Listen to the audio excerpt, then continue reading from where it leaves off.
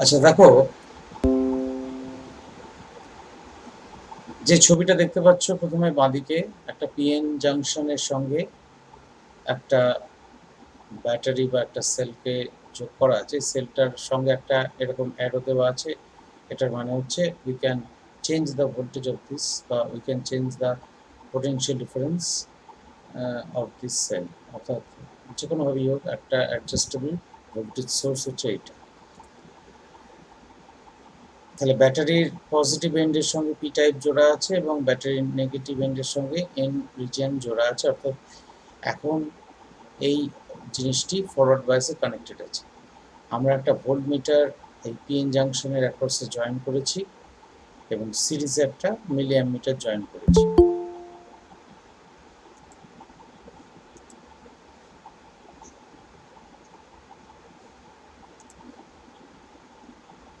এই ডায়োডটা আছে ফরওয়ার্ড বায়াসে থাকার ফলে আমরা এর আগের দিন পড়ে এসেছি যে এই ফরওয়ার্ড বায়াসে এর রেজিস্ট্যান্স প্রায় জিরো, অর্থাৎ খুব লো রেজিস্ট্যান্স। তাহলে ভালো পরিমাণ কারেন্ট ফ্লো করার কথা। তা আমরা প্রথমে এই অ্যাডজাস্টেবল ভোল্টেজ সোর্সের ভোল্টেজটাকে 0 ভোল্ট করে রেখেছি। 0 ভোল্ট করে রেখেছি মানে এর ভোল্টেজটা প্রথমে কোনো ভোল্টেজ নেই। আস্তে আস্তে আমরা একটা ধরো নব আছে, সেই নবটাকে ঘুরিয়ে ঘুরিয়ে ভোল্টেজটা বাড়াবো। আমাদের এইটা হচ্ছে ভোল্টেজ অ্যাক্সিস, এটা হচ্ছে কারেন্ট অ্যাক্সিস, এবং যেহেতু ফরওয়ার্ড বায়াসে কানেক্টেড তাহলে will consider this portion only. অর্থাৎ এটাকে বলা হয় পজিটিভ কোয়াড্রেন্ট, বা বলতে পারো এক্স ভ্যালু ওয়াই ভ্যালু দুটোই পজিটিভ।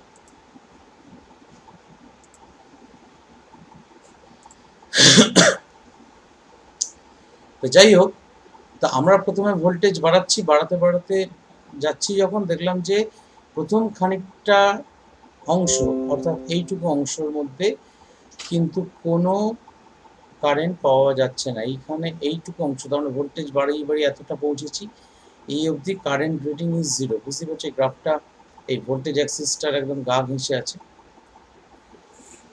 তারপর আরো ভোল্টেজ বাড়িয়েছি, দেখবো কারেন্টটা বাড়ছে, বাড়ছে, বাড়তে বাড়তে বাড়তে বাড়তে কারেন্টটা বৃদ্ধি পাচ্ছে এইভাবে। এবং বুঝতেই পারছো এই গ্রাফের নেচারটা থেকে যে এটা লিনিয়ার নয়, এটা নন লিনিয়ার। এবং তার মানে ডায়োড হচ্ছে একটি নন ওহমিক কন্ডাক্টর। আমরা ক্লাস 10-এ পড়েছিলাম ohmic conductor, non ohmic conductor, ওহমীয় পরিবাহী, অওহমীয় পরিবাহী। সেইখানে ওহমীয় পরিবাহী আর অওহমীয় পরিবাহীর মধ্যে তফাৎ কী ছিল? তফাৎ ছিল হচ্ছে যে ওহমীয় পরিবাহীর ক্ষেত্রে ভিআই লেখচিত্রটি সরলরেখা আসতো, আর অওহমীয় পরিবাহী বেলায় সরলরেখা আসতো না। তাহলে এখানে বুঝতেই পারছি যে ভোল্টেজ বাড়ালে কারেন্ট বাড়ছে ঠিকই, কিন্তু সেটা প্রপোর্শনেটলি বাড়ছে না। প্রথম দিকে কম বাড়ছে কারেন্টটা, তারপরে আস্তে আস্তে যত সময় যাচ্ছে কারেন্টের বৃদ্ধিটা বেড়ে যাচ্ছে। অর্থাৎ this type of increase is not linear. তা এরকম জিনিস আমরা পাই ফরওয়ার্ড বায়াসে। দেখো এইটুকু অঞ্চলটাকে বলা হয়েছে কাট in voltage. Now what is cut in voltage? এই কাট ইন ভোল্টেজটা আলোচনা করবার জন্য প্রথমেই আমরা পুরোনো একটা ছবিতে আবার ফিরে যাই। কোন ছবিটা? না এই ছবিটা।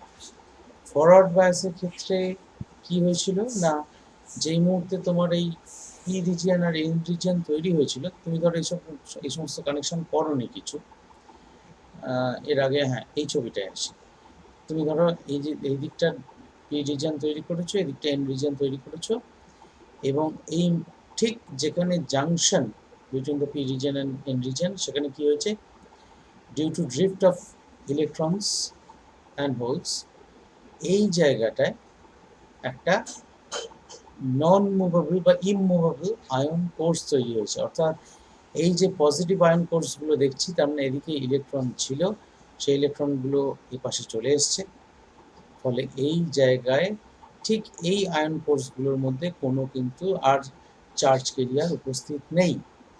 ঠিক তেমনি করে এই জায়গায় হোল ছিল এক একটা, সেই হোলগুলো এ পাশে চলে এসছে।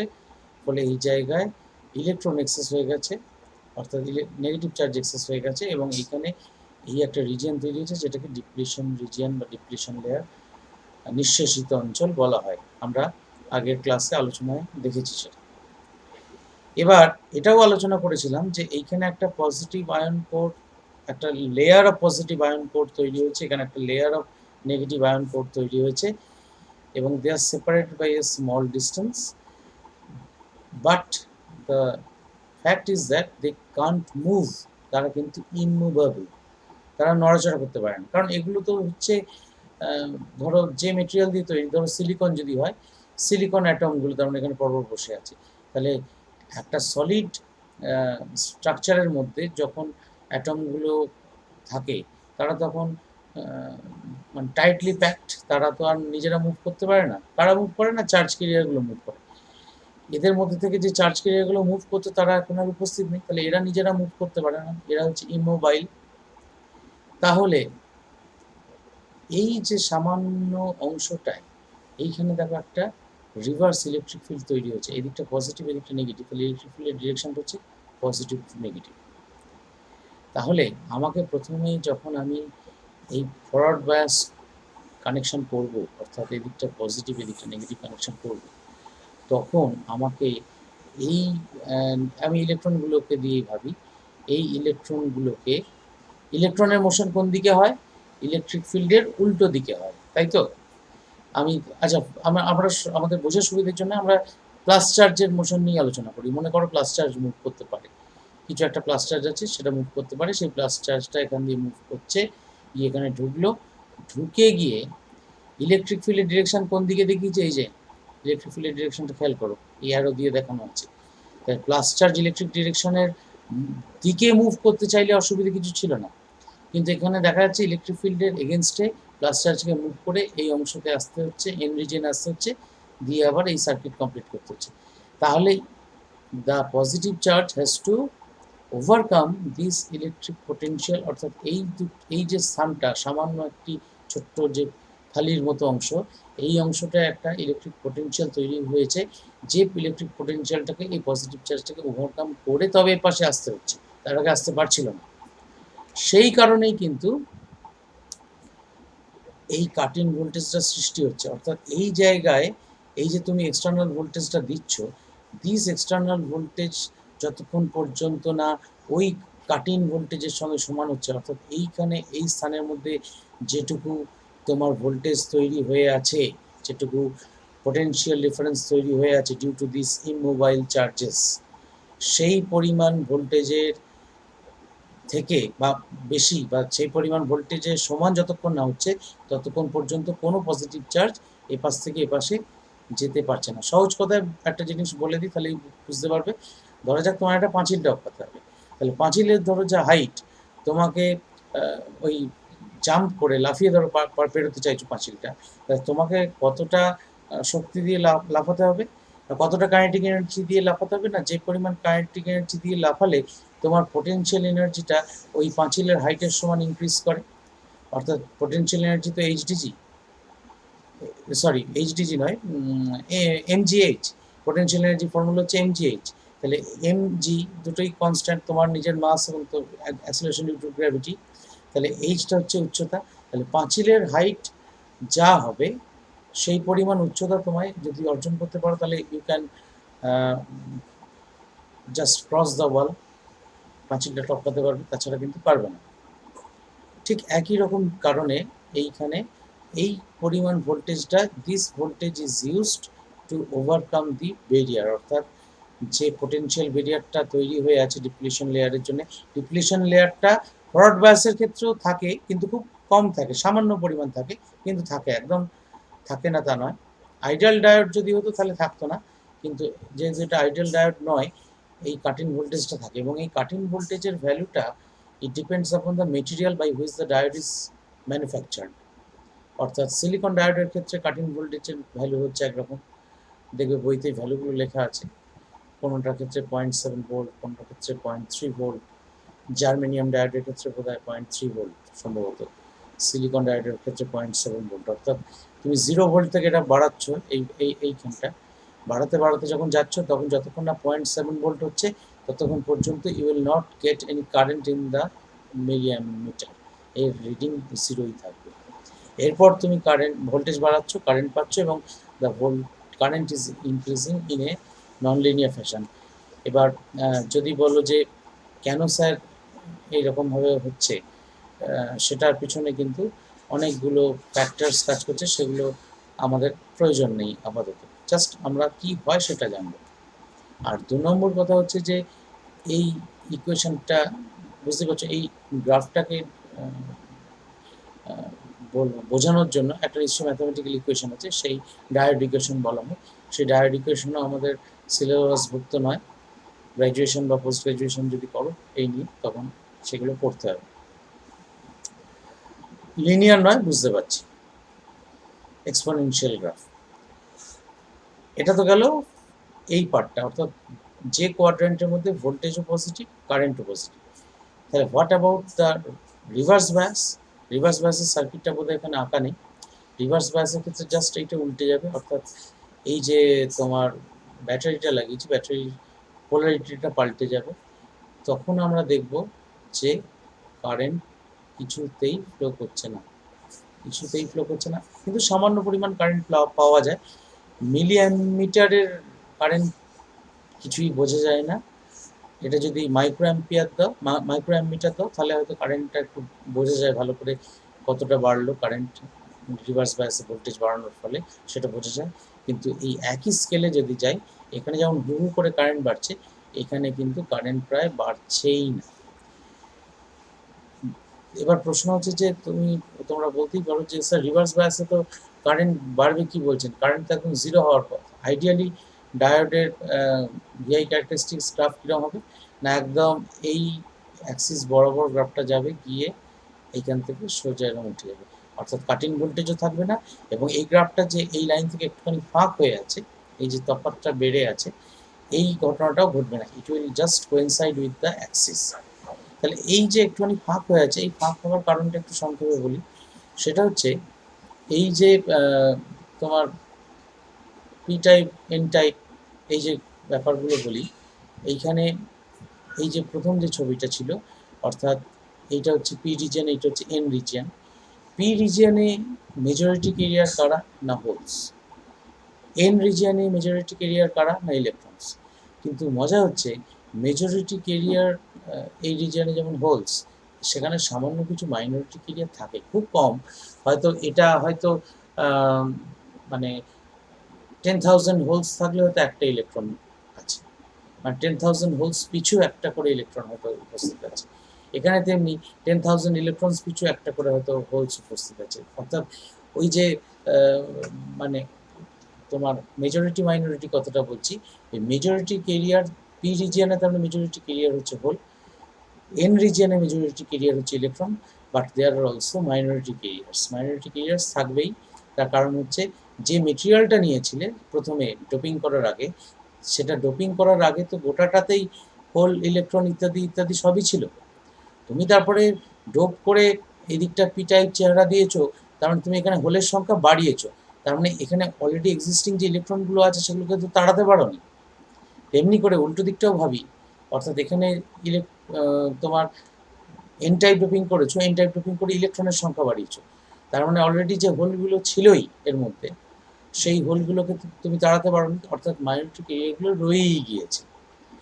এই মাইনরিটি কেরিয়ারগুলোর জন্য মাইনরিটি কেরিয়ার সংখ্যা অত্যন্ত কম, সেই জন্যই কিন্তু এই আমাদের সামান্য পরিমাণ মাইক্রো অ্যাম্পিয়ার অর্ডারের কিছুটা কারেন্ট পাওয়া যায় রিভার্স বায়াসে, অর্থাৎ যখন ভোল্টেজও নেগেটিভ, ভোল্টেজ হচ্ছে এদিকে নেগেটিভ, কারেন্ট হচ্ছে এদিকে নেগেটিভ। আচ্ছা, এই যে ডায়োড, এটা যখন আমরা সার্কিট সিম্বল দিয়ে আঁকবো, তখন হচ্ছে এইটা হচ্ছে সেই সার্কিট সিম্বল। দেখো একটা দেখে মনে হচ্ছে একটা তীর চিহ্ন, অ্যারো, অর্থাৎ দিস অ্যারো ইন্ডিকেটস কোন দিকে কারেন্ট ফ্লো করবে। তার মানে আমরা যখন ব্যাটারির সঙ্গে এইভাবে যুক্ত করব, অর্থাৎ এই ব্যাটারির সঙ্গে এই দিকটা যুক্ত করলাম, মানে হচ্ছে তার মানে এই দিক দিয়ে পজিটিভ চার্জ যাচ্ছে, যে গিয়ে সুন্দর ডায়োডকে ক্রস করে চলে গেল, দিয়ে আবার এখানে এসে সার্কিট কমপ্লিট করলো। তাহলে সেক্ষেত্রে কি দাঁড়ালো না, সেক্ষেত্রে এই রকম কানেকশনটাকে বলো ফরওয়ার্ড বায়াস। আর যদি উল্টো হয়, প্লাস চার্জ দিয়ে ভাববো তো সবসময়, প্লাস চার্জ দিয়ে এই আসবে, এসে এদিক দিয়ে যখন যাওয়ার চেষ্টা করবে, দেখো এখানে দরজা বন্ধ, তীর চিহ্নের বিপরীত দিকেটা, তাহলে এইটা হচ্ছে তার মানে আমার রিভার্স বায়াসের সার্কিট ডায়াগ্রাম হচ্ছে এইটা। আচ্ছা, ডায়োড ক্যারেক্টারিস্টিক্স ক্লিয়ার হয়েছে? ভিআই ক্যারেক্টারিস্টিক্স অফ ডায়োড কেন এরকম হচ্ছে, এই জায়গাটা নিয়ে কোনো প্রশ্ন আছে কারোর? না স্যার, বুঝতে পেরেছি। আচ্ছা, আর একটা কথা বলে রাখি, সেটা হচ্ছে এই ভিআই ক্যারেক্টারিস্টিক্স যেটা আমরা লিখেছি এখানে, আমরা যখনই নতুন কোনো ডিভাইস বা নতুন কোনো বৈদ্যুতিক যন্ত্র তৈরি করি না, প্রথম যে ফার্স্ট কাজ যেটা করা হয় সেটা হচ্ছে তার এই ভিআই ক্যারেক্টারিস্টিক্স, অর্থাৎ ভোল্টেজ চেঞ্জ করব, কি কারেন্ট তার মধ্যে দিয়ে যাচ্ছে সেটা মাপবো সবসময়, এটাই হচ্ছে নিয়ম। এইটা যদি না করতে পারি, অর্থাৎ কেমন ভোল্টেজে কেমন কারেন্ট যাচ্ছে যন্ত্রটা, অর্থাৎ কেমন ভোল্টেজে কেমন রেসপন্স করছে, সেইটা না হলে বুঝতে না পারলে সেই যন্ত্রটিকে কোথায় ব্যবহার করতে হবে তো বুঝতে পারবো না, বা কীভাবে ব্যবহার করতে পারবো। সুতরাং যে কোনো যন্ত্রই আমরা এইভাবে আগে ভিআই ক্যারেক্টারিস্টিক্স দেখে নেব। তা এই ডায়োডের সবচেয়ে বেশি পরিমাণ ব্যবহার হয় হচ্ছে রেকটিফিকেশনের কাজে। রেকটিফিকেশন মানে হচ্ছে, এটা সেই কেমিস্ট্রি রেকটিফিকেশন না, সেই রেকটিফাইড স্পিরিট ফিরিট এগুলো পড়েছো সেই জিনিস না। এই রেকটিফিকেশন মানে হচ্ছে সহজ কথা বলতে গেলে এসি থেকে ডিসি তৈরি। তোমরা বলবে যে কি প্রয়োজন, ক্লাস 10-এ তো খুব পড়িয়েছিলেন যে এসি মানে advantages of AC over DC, কি কারণে এসি বেশি সুবিধাজনক, আমাদের ট্রান্সমিশনের মাইলের পর মাইল যখন ট্রান্সমিশন করতে হয় আমাদের এসি প্রয়োজন হয়, কিন্তু ডিসি নিয়ে আমরা তাহলে আবার এসি থেকে ডিসি কেন করতে যাব না। মজাটা হচ্ছে আমরা যে সমস্ত যন্ত্রপাতি ব্যবহার করি, ইলেকট্রনিক গ্যাজেটস, ধরো তোমাদের বাড়ির নিজেদের যার যার বাড়ির ক্ষেত্রেই ভাবো যদি, যেমন ধরো মোবাইল ফোন, টেলিভিশন, টেলিভিশন এখনকার যে এলসিডি বা এলইডি টেলিভিশন, কম্পিউটার, এই ধরনের যে যন্ত্রগুলো আছে বাড়িতে, সফিস্টিকেটেড ইনস্ট্রুমেন্ট, আরও পুরোনো দিনের কথা ভাবলে টেপ রেকর্ডার বা রেডিও ইত্যাদি, এগুলো, এই সমস্ত যন্ত্রই কিন্তু ডিসিতে কাজ করে, অর্থাৎ দে আর ডিজাইনড ইউজিং ডিসি সার্কিট, কারণ তাদের এসি সার্কিটে ডিজাইন করা যায় না। এবার তুমি বলবে স্যার আমার তো ডাইরেক্ট প্লাগ ইন করে দিয়ে দিব্যি, মানে আমার রেডিও বাজে, টেপ রেকর্ডার বাজে, টিভি চলে, কিন্তু মজাটা হচ্ছে যেগুলো ডাইরেক্ট প্লাগ ইন করলে, অর্থাৎ বাড়ির যে এসি কানেকশন, এসি লাইন দিলে যে যেগুলো চলতে থাকে, সেগুলোর ভিতরে, সেগুলো সেই যন্ত্রগুলোর ভিতরে একটা, ওই তোমরা দেখতে পাও না সেটা, একটা already AC two DC converter যন্ত্রের মধ্যে তৈরি করাই আছে, অর্থাৎ সে কিন্তু ওই কনভার্সনের কাজটা করে দিচ্ছে, ভেতরে ভেতরে দিয়ে ডিসি সাপ্লাই দিচ্ছে। তোমাদের কম্পিউটার নিয়ে যারা একটু ঘাঁটাঘাঁটি করো তারা জানবে কম্পিউটারের মধ্যে এসএমপিএস বলে একটি অংশ থাকে, সুইচ মোড পাওয়ার সাপ্লাই বলা হয় পুরো কথাটা। এই switch mode power supply unit basically একটা এসি টু ডিসি কনভার্টার, অর্থাৎ তুমি বাড়ি মানে কম্পিউটার যে অন করছো, তুমি এসি লাইন তাকে সাপ্লাই করছো, ওই এসএমপিএস এর কাজ হচ্ছে খুব নিখুঁতভাবে যে যে অংশে যে ভোল্টেজ প্রয়োজন, কোথাও 5 ভোল্ট প্রয়োজন, কোথাও 12 ভোল্ট প্রয়োজন, বিভিন্ন কম্পোনেন্টে বিভিন্ন রকম ভোল্টেজ দরকার হয় কম্পিউটারের ক্ষেত্রে, সেই সমস্ত ভোল্টেজগুলো খুব স্টেডিলি ও তৈরি করে। স্টেডিলি তৈরি করে মানে হচ্ছে যাতে কোথাও ফ্লাকচুয়েশন না থাকে, ইত্যাদি ইত্যাদিভাবে করে। যদিও বর্তমানে আমরা যেভাবে এসি টু ডিসি কনভার্ট করি, যেমন ধরো মোবাইল চার্জার, মোবাইল চার্জারের ক্ষেত্রে এসি টু ডিসি কনভার্সন দরকার হয় ব্যাটারি চার্জিংয়ের জন্য, কিন্তু সেখানে আমরা এখন যে সিস্টেমটা পড়ছি সেই সিস্টেমটা কিন্তু কোথাওই ব্যবহার হয় না, ল্যাপটপে চার্জারেও হয় না, কোথাওই হয় না। এই ধরনের তাহলে যন্ত্র তাহলে কোথায় ব্যবহার হয় না, আগে খুব বেশি করেই ব্যবহার হতো, কিন্তু এর পাওয়ার বলতে পারো এফিসিয়েন্সি অত্যন্ত কম, অর্থাৎ এ যখন কনভার্সন করে অনেকটা পাওয়ার নষ্ট করে, সেই জন্যে বর্তমানে অন্যভাবে, অন্য আরও ডেভেলপড উপায়ে যখন এসি থেকে ডিসি কনভার্সন করা হয়, যখন ভোল্টেজ কমানোর দরকার পড়ে, তখন ওই বুস্ট টু বাক সার্কিট বলে এক ধরনের সার্কিট হয়, সেই সার্কিট দিয়ে এই ঘটনাগুলো ঘটানো হয়। আবার উল্টোটাও অনেক সময় করা হয়, দেখবে তোমাদের বাড়িতে কারো কারো সেই ইমার্জেন্সি টিউব লাইট থাকে, এমার্জেন্সি টিউব লাইট বা এমার্জেন্সি যেগুলো লোডশেডিং হলে তোমরা ব্যবহার করো, সেখানে তো একটি ব্যাটারি লাগানো আছে, সেই ব্যাটারি মানে হচ্ছে ডিসি সাপ্লাই, সেই ডিসি সাপ্লাই যখন ওই ভেতরে টিউবলাইটটা জ্বালাচ্ছে সেটাকে এসি করতে হচ্ছে, অর্থাৎ ওখানে ঠিক উল্টোটা থাকে, বাক টু বুস্ট সার্কিট থাকে আর কি। তা সেগুলো আমাদের পাঠ্য বিষয়ের অন্তর্গত নয়। তা এখন এইভাবে ঠিক করা হয় না, এটাই বলছি আর কি। তবে যেখানে যেখানে পাওয়ার রেটিং খুব বেশি পরিমাণে দরকার, এখনো এই পদ্ধতিই কিন্তু ব্যবহার করা হয়, এছাড়া আর কোনো বিকল্প পদ্ধতি নেই। যেমন উদাহরণ দিন বলবে এক্ষুনি, এই যে যেমন ধরো তোমাদের স্কুলের কোনো অনুষ্ঠানে যে অ্যাম্পলিফায়ার ব্যবহার করা হয়, অ্যাম্পলিফায়ারটা দেখবে বিরাট ভারী। অ্যাম্পলিফায়ারটা হাতে করে যারা সরিয়েছে ছেলেরা জানবে বিরাট ভারী। তা কেন ভারী এত? না, ওর মধ্যে একটা বিরাট ট্রান্সফরমার আছে। এইখানে কিন্তু ওই অ্যাম্পলিফায়ারটাও কিন্তু আলটিমেটলি স্পিকারে যে সাউন্ড অ্যাম্পলিফাই করে পাঠাচ্ছে, এখানেও কিন্তু ডিসি সাপ্লাই দরকার পড়ে। সেই ডিসি সাপ্লাইটা কিন্তু ওর মধ্যে অ্যাম্পলিফায়ারের মধ্যে থাকা ওই একটি, এই আমরা এখন যে জিনিসটা করতে চলেছি সেইভাবে কিন্তু ওর ডিসি সাপ্লাই ইউনিট একটা দেওয়া আছে, তৈরি করে দেওয়া আছে। তুমি শুধু প্লাগ ইন করছো, তুমি ভাবছো হয়ে গেল, তা নয় আসলে। বেশ, এবার আমরা চলে আসি। এইবার দেখো, প্রথমে লিখেছি half wave rectifier. Half wave অর্থাৎ এই যে এসি সিগন্যালটা এখানে এঁকেছি, এই এসি সিগন্যালটার এইটুকু হচ্ছে ফুল, আবার এইখান থেকে এইটা হচ্ছে ফুল। আমরা যদি এইখান থেকে এই জিনিসটা পাই, অর্থাৎ এই মাথার হাফটা রইল, এই হাফটাকে আউট করে দিলাম, অর্থাৎ এইখানটা এরকম টি অ্যাক্সিসের সঙ্গে একদম মিলে গেছে। আবার এই হাফটা রইল, এইটা আবার থাকবার পর আবার এইখানটা টি অ্যাক্সিসের সঙ্গে মিলে গেছে, আবার এই অংশটা রইল। অর্থাৎ আমি জাস্ট যেন রাবার দিয়ে এই অংশটা মুছে দিলাম, এই অংশটা মুছে দিলাম। তাহলে আমি যদি এমন করতে পারতাম যে এই তলার অংশটাও যদি উপরে নিয়ে চলে আসতে পারতাম, তাহলে সেক্ষেত্রে সেটাকে ফুল ওয়েভ রেকটিফায়ার বলতাম। এখানে এই রেকটিফায়ারটাকে হাফ ওয়েভ রেকটিফায়ার বলছি, অর্থাৎ just positive half of the ভোল্টেজকে আমি যেতে অ্যালাউ করছি, নেগেটিভ হাফকে যেতে অ্যালাউ করছি না। তার জন্য কীরকম সার্কিট ডায়াগ্রাম দরকার, এই পাশেই ছবি আছে দেখো। এই এসি সোর্স, এই একটা ডায়োড লাগিয়ে দিয়েছি, এই রেজিস্ট্যান্স। এইবার তোমরা জানো এই দিকটা যখন পজিটিভ, ডায়োড এখান দিয়ে সুন্দর এর মধ্যে দিয়ে যেতে অ্যালাউ করলো কারেন্টকে। আর এদিকটা যখন নেগেটিভ, এদিকটা পজিটিভ ছিল গেল, এদিকটা নেগেটিভ মানে এদিকটা পজিটিভ, তলার দিকটা যখন পজিটিভ, তাহলে এইখান দিয়ে কারেন্ট গিয়ে যখন এখান দিয়ে যেতে যাচ্ছে, ডায়োড বলছে না তোমায় যেতে দেবো না। ডায়োডের কাজ হচ্ছে unidirectional flow of current. Unidirectional flow of current অর্থাৎ যেটা বলতে চাইছি সেটা হচ্ছে, একটু বড় করি, সেটা হচ্ছে এই যে ছবিটা, এই দিকটা যখন পজিটিভ ছিল তখন ডিপি ফরওয়ার্ড বায়াস বলে এই ডিরেকশনে কারেন্ট ফ্লো করছিল, আর এই দিকটা যখন পজিটিভ তখন এই দিক দিয়ে কারেন্ট ফ্লো করতে করতে গিয়ে এখানে গিয়ে আটকে গেল, অর্থাৎ নেগেটিভ হাফে কোনো কারেন্ট ফ্লো করলো না।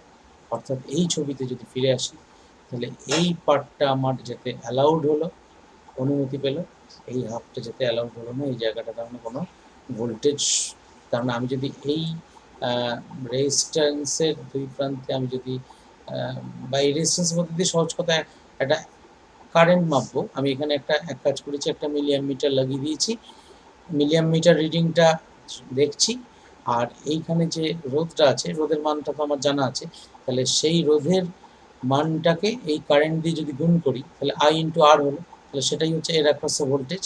তখন দেখব এই সময়ের জন্য এর অ্যাক্রসে ভোল্টেজটা প্রথমে বাড়তে বাড়তে এখানে ম্যাক্সিমাম হলো, আবার কমতে কমতে জিরো হলো, তারপরে হাফ সাইকেল কিছুই পেলাম না, কোনো ভোল্টেজ নেই, আবার এইখানে হাফ সাইকেল কোয়ার্টার সাইকেলে বাড়লো, কোয়ার্টার সাইকেলে কমলো, মানে হাফ সাইকেলের জন্য এইটা, আবার এইখানে হাফ সাইকেল কিছু নেই। এই হচ্ছে আমাদের ওয়েভ ফর্ম, যেটা আমরা এই রেজিস্ট্যান্সের অ্যাক্রসে পাবো। তো ব্যাপার হচ্ছে যে আমরা এই যে ছবিটা দেখলাম, এটা তার মানে হাফ ওয়েভ রেকটিফিকেশন। এটা প্র্যাকটিক্যালি এর ইউজ প্রায় নেই বললেই চলে। প্রথম যখন রেকটিফায়ার তৈরি হয়েছিল তখন এইভাবেই শুরু হয়েছিল। এটা তোমাদের শেখালাম কেন না, এরপরে যত জিনিসটা যন্ত্রটার মডিফিকেশন হয়েছে তার একদম আদি স্টেজটা না দেখলে, প্রথমেই যদি জটিল দিয়ে শুরু করি সেটা বুঝতে একটু অসুবিধা হবে। আচ্ছা, পিওর ডিসির ক্ষেত্রে ওয়েভ ফর্ম কেমন হয়? পিওর ডিসির ক্ষেত্রে আমাদের টাইম অ্যাক্সিসের সঙ্গে ভোল্টেজটা আনচেঞ্জ থাকে, অপরিবর্তিত থাকে। দেখো কোনো ভোল্টেজের বদল নেই, কোনো আপস অ্যান্ড ডাউনস নেই। তার মানে আমার প্রয়োজন হচ্ছে এসি থেকে শুধু ডিসি করা নয়, দিস ইজ অলসো ডিসি। আমরা কিন্তু ডিসি করে ফেলেছি, এখানে কিন্তু কোথাও নেগেটিভ হাফ কোথাও উপস্থিত নেই। So this is DC, this is not alternating at all.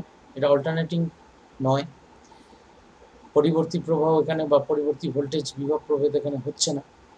কিন্তু this is highly fluctuating DC. এই ফ্লাকচুয়েটিং ডিসি নিয়ে আমার বিশেষ কিছু কাজে লাগবে না। আমার চাই হচ্ছে ওই ডিজার্ভ দিস থিং, অর্থাৎ আমার চাই যে এসি সোর্স থেকে এমন কিছু কায়দা করবো যাতে করে এই জিনিসটা আমার পাই। এরপরে আমরা যে জায়গাটা যাব সেটা হচ্ছে full wave rectifier. Full wave রেকটিফায়ারের বেলায় আসি।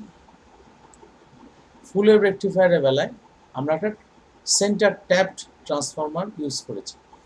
সেন্টার ট্যাপ ট্রান্সফর্মার, তোমরা যারা ট্রান্সফর্মার পড়ে ফেলেছো তাদের অবশ্যই একটু আইডিয়া আছে, যারা ট্রান্সফর্মার পড়োনি তাদের জ্ঞাতার্থে একটু বলে রাখি। সেটা হচ্ছে ট্রান্সফরমারের কাজ হচ্ছে হাই ভোল্টেজকে লো ভোল্টেজে কনভার্ট করা বা লো ভোল্টেজকে হাই ভোল্টেজে কনভার্ট করা।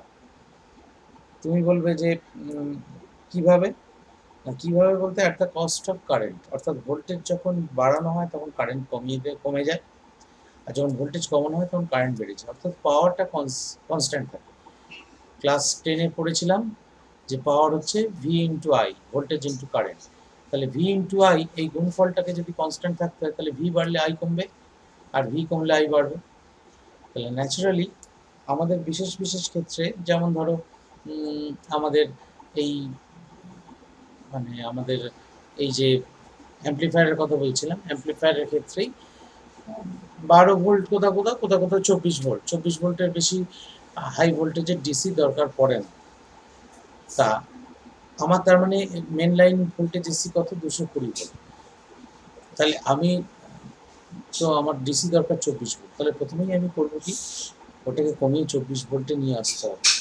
কীভাবে নিয়ে আসবো? না, রোধ যুক্ত করে নিয়ে আসতে পারতাম, তাহলে রোধের যেরকম ঠিক তোমাদের ফ্যান রেগুলেটর বাড়িতে যে ব্যবহার হয়, সেই ক্লাস 10-এ পড়েছিলাম যে জুলের সূত্র অনুযায়ী একটা শ্রেণী সমবায় বা একটা সিরিজ কানেকশানে রোধ যুক্ত করে দেওয়া হয়। ফ্যান রেগুলেটর তৈরি করার সময় আমরা যখন ধরো 5-এ ঘাটটা না রেখে 4-এ রাখি বা 3-এ রাখি, একটা করে রোধ এক্সট্রা যুক্ত হয়ে যায় এবং পাখাটা আস্তে ঘুরে। এটা অলরেডি পড়ে এসেছিলাম।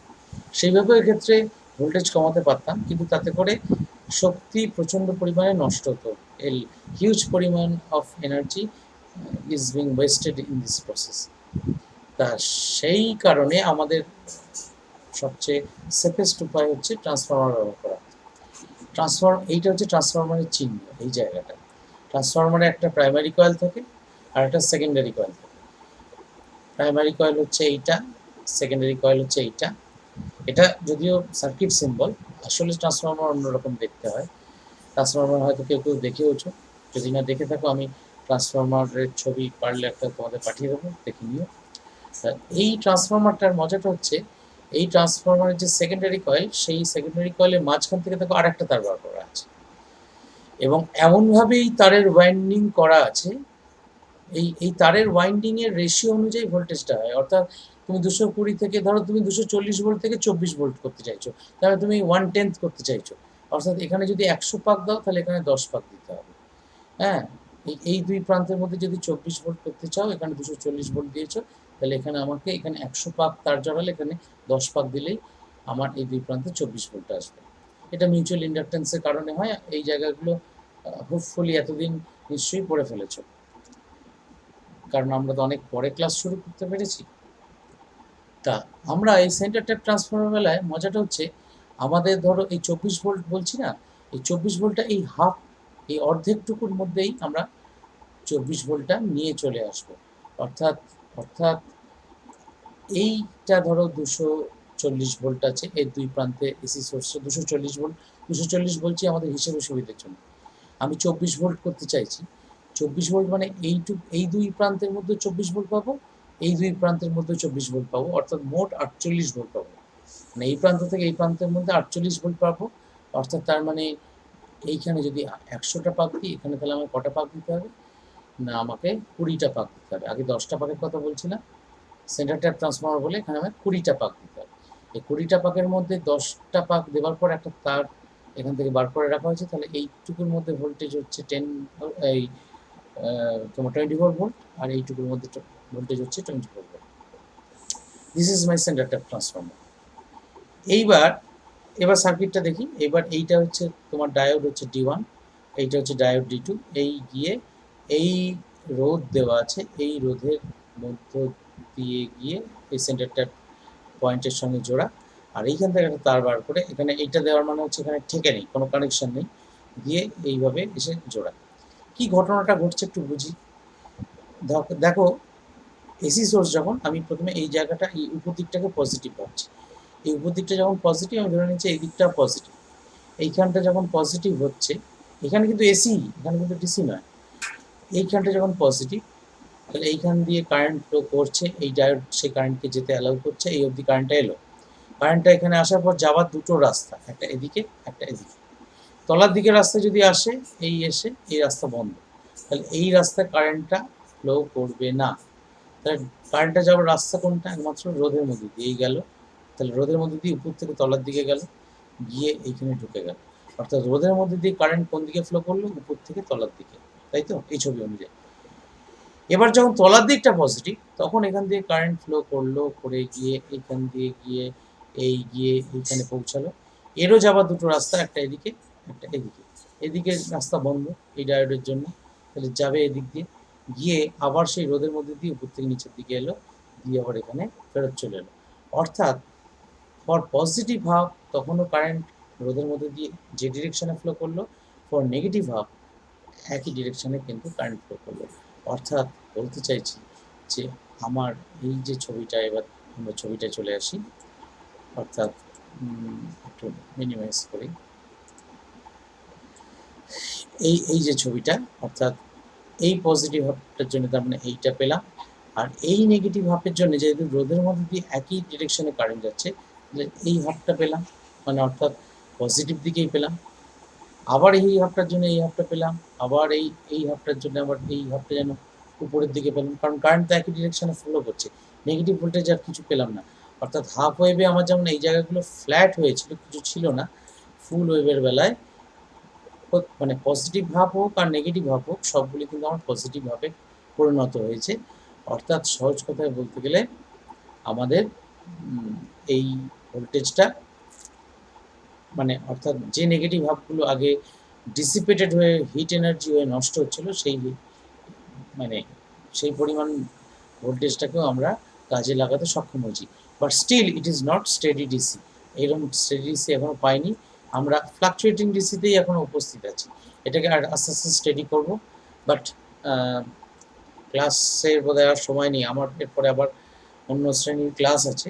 আমি তোমাদের নাহলে আর একটু কন্টিনিউ করে এই জায়গাটা শেষ করে দিতে পারতাম, তোমাদেরও হয়তো ক্লাস আছে। আমি এই জায়গাটা ছেড়ে রাখছি, নেক্সট ক্লাসে আবার আলোচনা করবো এটা নিয়ে। তার মানে আমরা ফুল ওয়েভ রেক্টিফিকেশন শিখলাম, কিন্তু এটাকে এখনো স্টেডি ডিসি তৈরি করা শিখলাম না। যেটুকু আলোচনা করেছি এই অংশতে কারোর প্রশ্ন আছে?